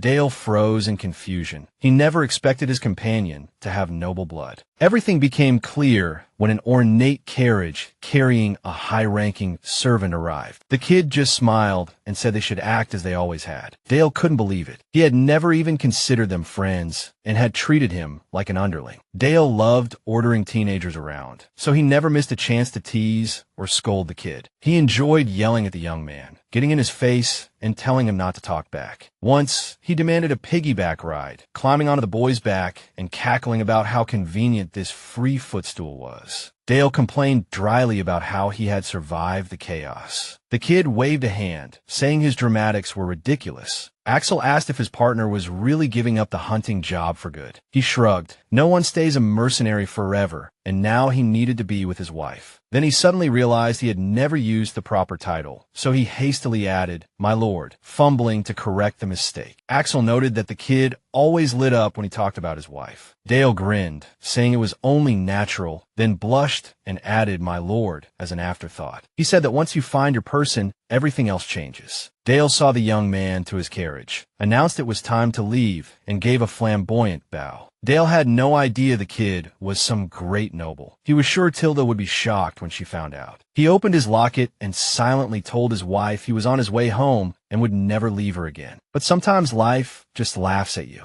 When it felt like happiness was just within reach, among the charred ruins of his house, Dale saw the countless photos he had taken with his wife, then the bed frame where they had shared their love. But something else caught his eye. In the burnt rubble, he saw the dismembered remains of his beloved. Dale silently prayed for someone to tell him what happened to Tilda while he was away. Did she really miss him that much? He was sure that if he hadn't left his wife, everything would have been fine. He was filled with regret, cursing himself. He began to hate God and wandered into a godforsaken forest. 6 months had passed since he moved to the Athana's forest. One day, he fished a locket with their picture in it out of the water. He hoped the photo wasn't wet. It was the only thing he had left of Tilda. He carefully hung the locket up to dry, but suddenly, a terrifying roar echoed out. It was followed by a dull thud. Dale was stunned. A giant monster stood right in front of him. The beast swallowed Dale's locket, along with the meat he had prepared. He told Jade everything, concluding that he had been hunting that devourer for 7 years. She was shocked. Had he really been chasing that monster alone for 7 years? He admitted the swamp was a huge hassle. He had crossed it dozens, even hundreds of times. Now, there was only one place left to search, inside the monster's body. It was their last hope, but even if he managed to find the necklace in the monster's stomach, the stomach acid would have long since corroded the photo. Suddenly, the serious, iron-willed Dale burst into tears, saying between sobs that he couldn't take it anymore, that he didn't know what to do. He lamented that he could barely remember Tilda's face anymore. The heroine wanted to offer some words of comfort, but realized that in this situation, any words would be futile. Later, Axel and Jade were doing some minor house repairs and discussing Dale. Jade wanted to help him find the necklace. After all, Dale had promised to hand over his magical artifact, the lapis lazuli, in exchange. It would allow Jade to use magic for her own purposes, and maybe she could track down that eccentric man. Axel was skeptical, calling the search pointless and a long shot, and told them not to waste their time. Jade hesitated, then admitted that whenever she looked at Dale, she couldn't help but be reminded of her missing father. She had chased after him too, running and screaming, begging him not to leave her alone, but it was all in vain. Her father didn't pause for a second. He just kept going. After a while, the heroine realized that the necklace Dale had been chasing for years was basically impossible to find. Meanwhile, Axel's words, calling it a pointless waste of time, echoed in her mind. But Jade decided to give it a week. For the next week, she studied the predator's habits. It slept during the day, hunted at night, and devoured everything in its path, including trees. But even after all her observations, she found no trace of the necklace. Then, during one stakeout, a small deer appeared, and it was clear the monster was preparing to attack it. What would the heroine do? Would she risk her life to save the helpless creature? The monster spotted the deer, but then something strange happened. It didn't attack. Jade was stunned. This monster never ignored its prey. It went against its very nature. Then it hit her. Dale had mentioned the necklace was swallowed along with deer meat. How could the heroine use this information now? It could be a clue. Maybe the necklace in the monster's stomach was affecting its behavior. She followed the monster's trail and found it gorging on mushrooms. Jade wasn't going to let this opportunity pass. The devourer was just shoving things into its mouth indiscriminately, with no idea what they were. She threw a deer leg into the chewing beast's mouth. The plan worked. The monster swallowed the venison. Jade was all smiles, but then things took a turn. The devourer started to whine and became agitated. The next moment, the monster threw up everything. Our heroine found this very strange. The monster collapsed and fell asleep. She realized the venison must have induced the vomiting, confirming her hunch. So, there is still hope for Jade to find the necklace. Dale complained, "Why did you drag me here, Jade? If I'd known we were coming here, I would have brought a weapon." Jade tried to calm him down. "We don't need that. We're here to sneak in and get the necklace." Jade emphasized stealth, not a direct fight. Dale countered that the necklace wasn't even here, asking why a monster would hoard it like a treasured possession. Jade insisted on searching. Dale worried that too much time had passed, and there was no guarantee it was still here. Jade reminded Dale that he had mentioned the devourer was eating venison when the necklace went missing. She added that she saw the monster vomit the morning after it swallowed the meat. She deduced that the necklace came out the same way. Dale was skeptical. After all, it was just Jade's theory. He started to panic. If the monster woke up, they were both dead. They had to leave now, but Jade convinced him to stick with it, to continue the search. Dale hesitated. What if he got her hurt? Worse, it was almost dawn, which made Jade jolt with the realization. Had that much time really passed? She wanted to come back tomorrow, but then she saw Dale desperately digging and scraping at the dirt. Then came a cry of joy. It seemed Dale had finally unearthed the treasure they had been waiting for. He gently pried open the locket, and inside was the face of his beloved wife. His heart warmed as he looked at her soft, light-colored hair, her round eyes, her curved eyebrows, and that big, familiar smile. How could he have forgotten her face? He was stunned, crying like a child as he shouted, "Thank God, the necklace is really here." The heroine couldn't help but shed a tear. A young man suddenly threw himself at her, hugging her and muttering happily that he was so grateful that it was all thanks to her. A loud crash and a roar froze our heroes in their tracks. A giant monster stood before them. Dale snapped back to reality and yelled at Jade, "Run!" There was no time to waste. The heroine was late again, and Axel was clearly annoyed. He remembered telling her the day before that her efforts were futile, and now he felt a little guilty. Finally, Jade burst in, shouting that she had found the necklace. She showed off her newly acquired lapis lazuli, which Dale had given her as a thank you gift. She recounted how the guy had called her a savior and promised to lend a hand in the future. Axel asked her why she went to so much trouble for someone she barely knew. Dale. He thought she had a crush on Dale, but he was wrong. The heroine confessed that Dale's story reminded her of her late father. and that's why she helped. She smiled and suggested they have a drink and talk. So Axel and Jade sat under the stars, sipping an alcoholic beverage. She commented on how nice this all felt now. Then she nervously asked how Axel's arm was. He grunted that it was fine. Jade remained silent, but her eyes showed she understood he just wasn't ready to talk about it. She broke the silence, filling it with a quiet, trembling confession. Her parents had died when she was 12. She paused, then added that the official story was the plague, but in reality, only her mom was sick. She hesitated, gathering her thoughts, then whispered that her dad had chosen to follow her mom. Jade was lost to memory. Her last memory of her father was his back, like a wall shutting out the whole world. When Dale charged at the monster without hesitation, his stance, his whole aura, hit her like a punch to the gut. Her father, that same fire, the same way the world just disappeared. Later, when Dale mentioned his wife, Jade's thoughts returned to her father. He had loved his wife, her mom, with the same intensity, so much that he couldn't breathe without her, leaving his little girl all alone. Axel guessed that Jade might hate her father for it. She nodded. Yes, she hated him as a child, but time had taught her that what drove him wasn't hatred, but a grief so deep it consumed his entire being. The night before he left, he kept apologizing. All he could think about was seeing Lizzie again and again. Jade confessed that's why she couldn't stand by and do nothing. Dale looked like someone who would make the same choice. Axel, trying clumsily to cheer her up, poured her drink so forcefully that it overflowed. Jade laughed. Axel, stop pouring, my cup is already full. The situation was indeed funny, but Jade had no idea how to drink from it now. She smiled, watching Axel's fumbling, and silently noted how clumsy his attempts at comforting someone were. But when their mugs finally clinked together, he whispered a quiet cheers. The night was deep, but our protagonist had no intention of going to bed, instead starting a light-hearted chat. Axel casually asked if Jade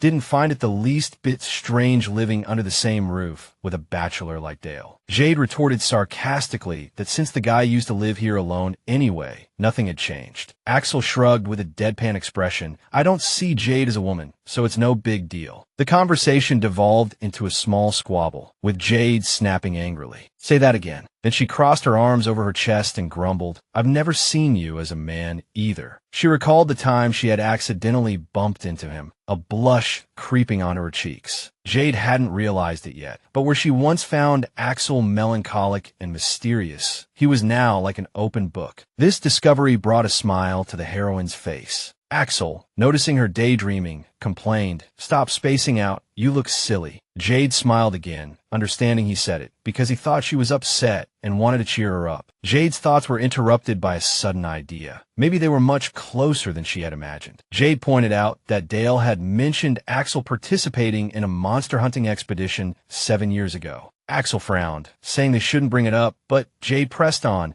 saying Dale mentioned the guy had ignored the mages there. She was curious why, but as Axel visibly tensed up, Jade began to feel uneasy. The last time, the guy had directly told her to stop asking about his past, but maybe now he would actually open up. Without warning, Axel confessed that the night she stayed at Dale's house, he had been bored out of his mind. Jade blinked, wondering if she had heard him correctly. Axel suddenly broke into a grin and asked if she wanted to make a bet. Jade, feigning composure, asked what this was all about. He said that if she won, he would tell her all the details. Jade's face lit up. This was the first time Axel had ever offered to talk. Jade cheered, Great, I'll definitely win. But what's the challenge? Axel grinned and announced the simple rule. The next day, whoever gathered more food before sunset would be the winner. Jade was skeptical. That you're not going to ignore me again, are you? She said irritably. She wanted answers, not to avoid the past with some stupid competition. He was caught. That's totally unfair. Jade protested, pointing out his advantage of having survived in this forest for 5 years longer than her. Axel nodded, seeing her point,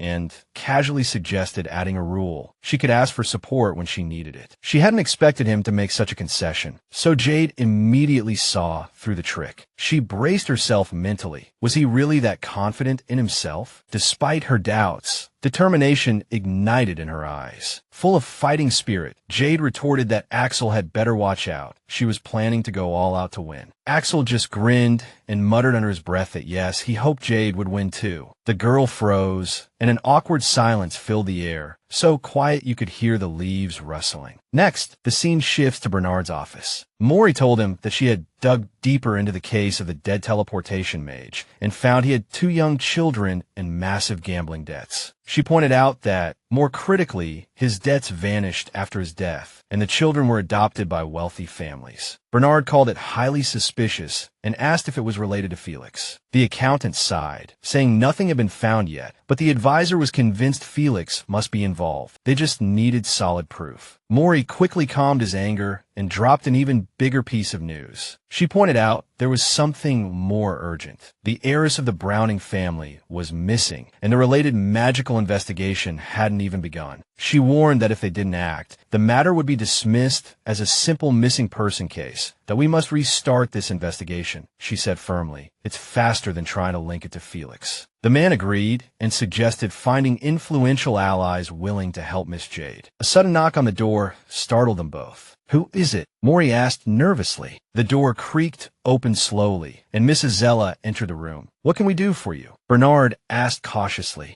Mississippi. Mori feigned composure. I just came by to discuss the financial reports, she said. Azella clenched her fists and confessed. There's something I must tell you both. Mori's spirits lifted when she realized it was about the teleportation mage responsible for Miss Jade's accident. Bernard coolly noted that they already knew the mage was dead.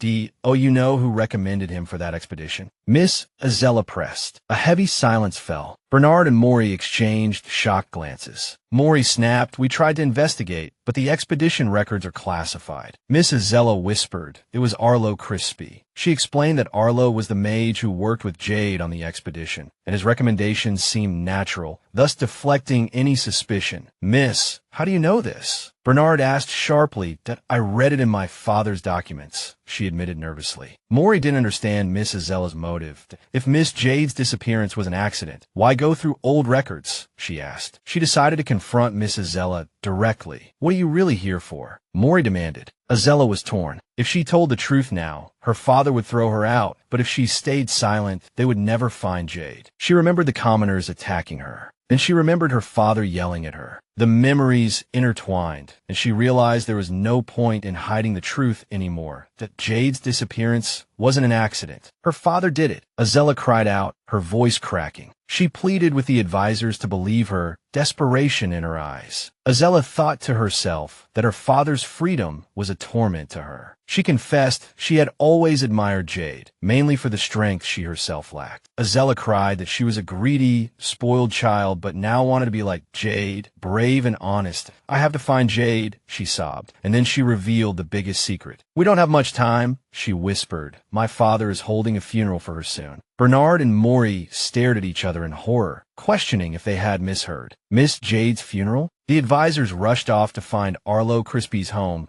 You believe Mrs. Zella, Mori? Bernard asked hesitantly. Perhaps, she replied coldly. Mori added, True or not, I won't stand by and do nothing. Bernard nodded. Right, they're already preparing for Miss Jade's funeral. Bernard and Mori arrived at the home of the mage connected to Jade's disappearance. That's the place. All right, one advisor pointed. Suddenly, a loud crash was heard as the door was kicked open and a man burst out. The advisors were already stunned, but their shock doubled when another person emerged from the same doorway. He activated his magic and then announced in an icy tone that he would ask this one last time. His shadow loomed over the poor fellow. The young man sternly asked where Miss Jade was. It turned out he was Rigel Hayes, the head of the Hayes family, a renowned water mage and a top magical researcher. He was the only one to be personally recognized by the king for his academic achievements and had presided over major magical research. Despite his influence and knowledge, Rigel had never participated in a monster hunting expedition, drawing criticism from other noble families. His first expedition happened to be at the time of Jade's disappearance. Bernard found the guy's sudden involvement in this fateful expedition highly suspicious. Why was he also looking for Miss Jade? Perhaps Rigel was helping Felix cover up his crimes, or, conversely, secretly investigating the disappearance. The young mage interrogated the man, but the fellow tearfully swore he knew nothing. Rigel accused him of recommending the unreliable, clumsy mage who caused the tragedy. The man insisted he didn't know the mage was a fraud and had trusted him. Rigel, clearly furious, invited the man to the Hayes estate to repeat his story, implying interesting toys there, a reference to torture. The man begged for mercy, at which point Miss Jade's advisors decided to intervene. They introduced themselves and asked Rigel Hayes to calm down so they could discuss Miss Jade's situation together. The young man immediately suspected their connection to the Browen family and accused the family of doing nothing. He was furious. Do you even want to find Miss Jade? There's been no investigation at all. The Browen family hasn't even filed a damn protest. Bernard protested. We've done everything we can. But Regal scoffed at their powerlessness. The more level-headed Maury interjected that Regal was actually worried about Miss Jade and could be an ally, not an enemy. Without explaining the details, the young man ordered them to follow. I have something important to do. Bernard and Maury, though doubtful and not quite trusting Regal, followed along. They felt that this young mage might be the key to saving Miss Jade. Bernard and Maury followed Regal and were stunned to find themselves before the lavish royal palace. They hadn't expected Regal to make such a risky move. That you're insane, they muttered. Regal reminded them, you said you did everything you could. He pointed out that if the advisors couldn't find her by playing by the rules, maybe it was time to break them. This showed he was willing to break the rules to save Miss Jade. Regal bluntly accused the king and the entire system of inaction. Miss Jade, the commander of the Western Frontier, was missing, and not even an investigation had been launched. Everyone knows how much we invested in this mission. He said, can your majesty really turn a blind eye to this? The king dodged the question, saying the investigation had hit a snag, but Rigel called his bluff. He claimed there was no investigation at all, just a setup. The king was playing a dangerous game, trying to distract them. He asked Lord Highest directly, why are you so concerned about the Bowen family's heiress? Are you interested in her? He saw through the king's attempt to shift the blame onto his personal life, but Rigel didn't take the bait. The boy's fists clenched, fury burning within him. He knew the king didn't care if Miss Jade lived or died. He couldn't wait for the system to act. It was time to go it alone, even if it meant confronting the throne. Bernard and Maury now understood the truth. Either the king was involved in Miss Jade's disappearance, or he was simply letting her die. But what were they supposed to do now? Rigel would have to break the rules. Bernard and Maury faced a choice: uphold the law or side with a maverick mage. If Rigel crossed the line, the king would immediately brand him a traitor. Miss Jade was just a useful pawn on the king's chessboard. They had a deal. The king got a powerful mage to hunt monsters, and she gained political leverage. But now that she was missing, he wouldn't lift a finger to find her. She was no longer useful. Rigel condemned the king's hypocrisy. If the leader of a mission can be abandoned, who will dare to sign up for the next one? He implied it would cause a chain reaction, leading to a loss of trust in the crown, which was the spark for rebellion. The king saw this as a potential threat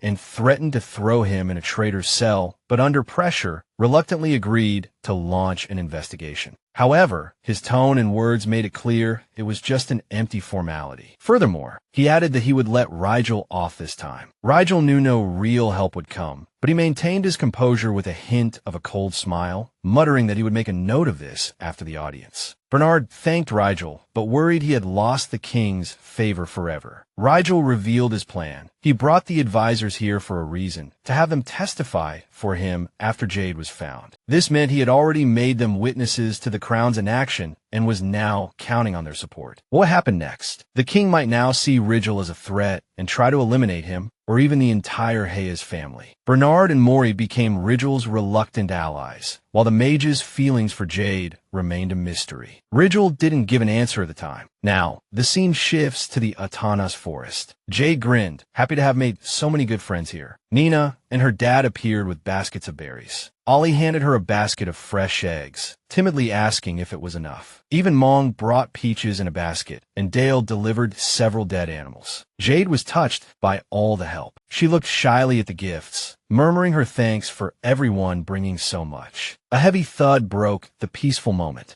All the characters were stunned, some even gasping in awe, calling it a total monster. A terrified scream rang out, possibly Ollie's. Jade was distraught, thinking that if things kept going this way, she was going to lose. The girl was about to lose her mind, wondering where on earth Axel had found this thing. She trembled as she compared her pile to what he had brought, whether from fear or excitement. She grabbed Dale and declared they had to go hunting. He had no choice but to agree. Axel watched them leave in silence, noticing how close Jade and Dale had become, hinting at a deeper connection. Ollie grinned, asking if their friendship was bothering Axel. He replied in confusion, asking what she was talking about. But she didn't back down, playfully poking him and teasing him to come clean. He snapped back, calling her an old hag and asking what business it was of hers. Then he told her to go home. Ollie burst out laughing, typical tough talk. Meanwhile, in the forest, Jade laid out her sneaky plan to Dale. She boasted that there was a surefire way to win, hinting at magic. It turned out she had enchanted the lapis lazuli Dale had given her to gain an advantage. Dale objected, asking if she really intended to use magic to win the competition. Jade frankly admitted that she did. She activated the stone, summoning a stream of fire that nearly burned down the entire forest. Dale panicked, yelling for Jade to stop, but she argued it was the only way to catch up to Axel. The guy proposed an alternative and told her about the giant bear. He was confident that if Jade defeated the beast, victory would be within her grasp, and he even agreed to go with her. But he demanded they not use the magic stone. Jade clutched the stone, hesitating, but in the end, she agreed to this risky showdown with the bear. The characters continued on their journey. Dale casually asked Jade how she ended up in this forest. She replied that it wasn't her choice. She was likely pulled here by a magic portal. She added that she desperately wanted to leave the forest because her people might be in danger without her. The guy unexpectedly offered to help. Jade was surprised, but Dale called her his savior and declared he was ready to do whatever he could to support her. Jade asked for his help in finding the mysterious old man who studied anomalies. Suddenly, Dale remembered something and asked if it was the old man Axel called a weirdo. The guy hinted that he had seen him before. The heroine was shocked and barraged him with questions about where the old man was. It turned out Dale knew where the old man was and promised to take her tomorrow, as he had an important task today. Jade murmured her thanks, but the guy advised her not to get her hopes up, as it was just a guess. But Jade was insistent, as everything was working in her favor. Then she hesitated and asked her friend, "Do you think if I ask Axel to leave this forest with me, he would agree?" She thought sadly that if she left, she would never see Axel again. Dale interrupted her, saying, "I don't think so." The girl sadly concluded, "Then he'll definitely refuse. I've begged him to leave so many times, but he never listens." Dale asked Jade a direct question. "Are you really in love with Lord Axel?" Jade panicked and stammered, "I swear I'm not. We're not lovers." Then she admitted sheepishly, "Maybe I rely on him a little." But she had an excuse. Axel was strong, and as a mage, it was normal for her to want to recruit a powerful knight when she met one. Dale commented sarcastically, "Sure, yeah, whatever you say." The guy suddenly cut off the conversation, having spotted a bear track. He told her to be careful. The tracks were fresh, so the bear was nearby. The guy yelled, "Jade, follow me." She immediately snapped back to reality and sprinted after him. They approached the bear, its huge paws thudding heavily on the ground. "It's huge!" Jade screamed in terror. Then she asked frantically, "How are we going to catch it without magic?" Dale confidently announced to leave it to him, boasting that there was nothing in this forest he couldn't hunt. Jade cheered him on, shouting her support, but a second later, she saw him being chased by a bear. Dale panicked, calling the bear his friend and begging it to stop and talk. The guy sighed, saying he thought he could hunt any creature, but that bear's hide was thick enough to break a spear. The bear roared, and Jade yelled a warning for Dale to get out of the way. A loud bang echoed as Jade activated her stone, and a jet of flame hit the enraged bear. "We did it!" Jade cheered. She was thrilled, thanking Dale for bringing her here, now knowing this was enough to secure her win. Afterward, the satisfied pair dragged their prize back to Axel in Jade's cabin. "Let's get this over with." Axel snapped, then wondered what the two had been up to together. Until sunset, Jade smiled in surprise at Axel. The thud of the bear's carcass hitting the ground followed, and then she grinned. After the intense competition, Jade had won and started jumping up and down. Jade bounced around, peppering Axel with questions. Did I really win? For real. She needed to hear the guy say it himself. "Yeah, you won. Axel said with a deadpan expression. Dale looked at the spoils of the competition and thought that if Lord Axel had brought just one more beast, Jade might have lost. Then his gaze fell on the carcass of the deer Axel had caught and brought earlier. Dale was confused. Why was that dead animal piled on Jade's side? He glanced at Axel and Jade, noticing the boy gazing at the carefree girl. Now he understood. Maybe this time Axel would actually leave the forest. He feigned being genuinely shocked, saying, "I never thought Jade could win." Then he grabbed her shoulders and grinned. Who would have thought a girl could beat Lord Axel? Dale added, Axel has never lost a competition before. Who knew this day would come? Then he whispered to Jade, you should ask your Axel to leave this forest with you. Jade looked confused and asked what he meant, but he turned back and shouted, I'm off. The excited Jade begged him to stop and explain, but to no avail. Dale left without looking back, yelling, see you tomorrow. Axel sighed, it was getting late. We should head inside too.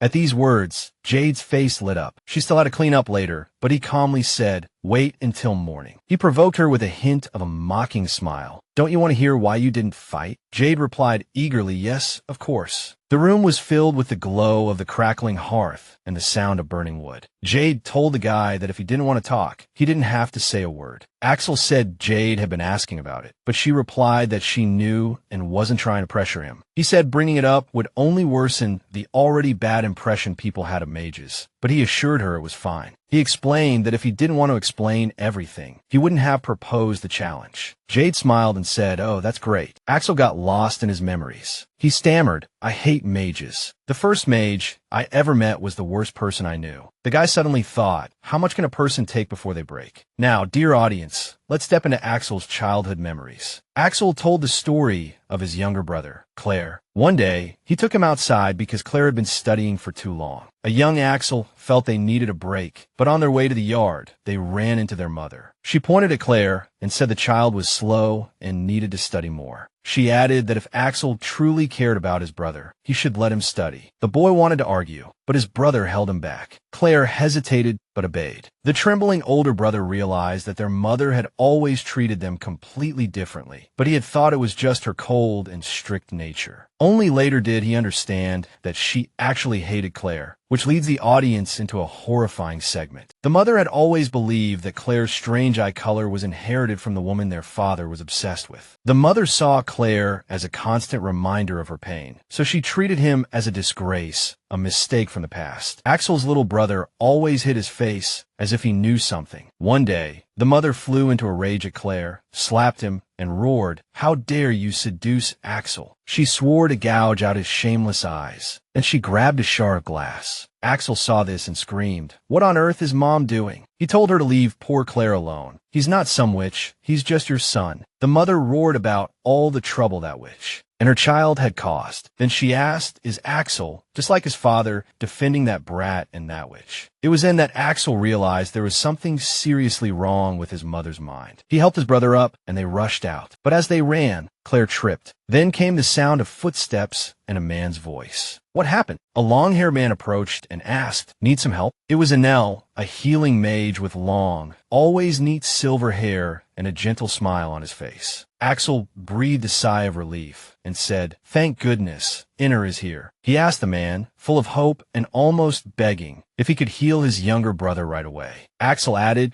that there was no need to ask how he got injured. Inner replied politely that of course, it would be an honor to help. He then calmly and methodically told Claire not to move. Although his voice was gentle, the injured child flinched from fear or pain, choking out a barely audible no. The older brother asked what was wrong. He gently but firmly insisted that Claire needed treatment. The injured child was still hesitant. Inner noted with a hint of sadness that the boy didn't seem to trust him. He added that if Claire was unwilling, he couldn't force him to accept help, but his wounds looked painful. Axel retorted sharply no and pushed the child towards Inner. He whispered reassuringly, don't be afraid, Inner will take care of the pain. He confidently placed his younger brother's hand in the man's and, as he left, told him to take good care of his brother. Inner calmly assured them that he could be trusted, but for some reason, The child turned his head and stared at Axel with terrible fear in his eyes. Axel took a deep breath and told Jade that from then on, whenever their mother couldn't control her anger, he would take his younger brother to Inner. He admitted, his voice trembling with suppressed pain, that every time his brother came back, he was clean, without a scratch, nothing. Jade naively asked a sincere question. Wasn't Inner a great mage? It made sense that he had helped Axel's brother. But Jade wondered why Axel looked so sad. Something bad must have happened back then. As it turned out, this question had also been bothering Axel. He wondered why Claire hated Inner so much. The child spoke up angrily, questioning his older brother why he was staring at him with obvious hatred and fear. Inner assessed Claire's injuries again and found that the child's wounds were not as severe as before. Calmly, but with a hint of command in his tone, he told Claire to come to his room. Some days, the younger brother's injuries weren't serious, but he still trembled with fear. A young Axel suddenly made up his mind and shouted to Inner that he would go with his brother. The man coldly reminded Lord Axel that he had already explained he would be in trouble if someone saw him letting both lords into his room. He added, just as coolly, that, besides, their mother was very concerned about the heir's whereabouts. Inner said that if he became the target of her wrath, he would no longer be able to treat Lord Claire. Axel gritted his teeth and replied that he understood. He shouldn't have asked, but he wasn't going to back down so easily. Luckily, the boy already figured out where Inner's room was. His younger brother's reaction had been so abnormal, it had alarmed him from the very beginning. He listened carefully, and Axel sensed in his heart that something was wrong. The sounds were strange. Mustering his courage, he pushed the door open, and what he saw made him nearly explode with anger. He couldn't believe his eyes. The boy charged at Inner with his fists raised, shouting, "How dare he!" Then he rushed to Claire's side to protect him, roaring, "That mage is a bastard. How dare he do this?" Inner said in a cold, flat, emotionless tone, "I told you not to follow me." He then told Lord Axel to calm down, saying this was just adjusting the baseline before treating the child. Inner declared with feigned composure, "Once the readings are set, I will heal him." Axel was furious. What baseline? What the hell is he talking about? The mage let out a cold laugh. "This is the price I charge for my healing." It turned out that Inner exchanged his power for collecting samples, which he called mutually beneficial. He sneered cynically, "Healing magic doesn't restore a creature to its original state." He explained that it only enhances their natural healing abilities. He paused, then, like a weatherman, threw out a grim warning. "One day, even healing magic will fail." Then he chuckled and asked, "Aren't you curious how far a person's limits can be pushed?" Axel said through gritted teeth, "That despicable bastard used my brother as a test subject." His gaze drifted to the past as he muttered painfully, "That's when I started avoiding mages." He spat with hatred and disgust. "To me, a mage is someone who will use anyone for their own experiments." Jade thought to herself that she finally understood why Axel felt the way he did after everything he had been through. A semblance of a smile touched Axel's lips, because now he knew that mages could be different. His gaze turned to Jade, and his voice softened. He said she was an example, a girl who used her gifts to save others. Jade smiled awkwardly and said she was just doing what she had to do. Then she asked what happened to his brother after that. He said he became a shield between his brother and the world, but Inner disappeared. His brother was never heard again. Perhaps something about the family no longer interested him, or perhaps it had all become too much for him. His fist suddenly clenched, and he stopped mid-sentence as if struck by a painful memory. He added that he had thought the nightmare was over, but he was wrong. Everything changed during an expedition. Jade asked what happened next. Axel froze, then gently brushed her hair and interrupted, "That's enough for today." Her body flinched at the touch but didn't pull away. Axel slowly stood up, his words landing like heavy stones. He reminded her of her earlier question about why he hated mages, then said in a tone that brooked no argument, "That's the whole story." Jade shot to her feet, realizing she had overstepped. Then she broke into a warm smile and sincerely thanked him for trusting her.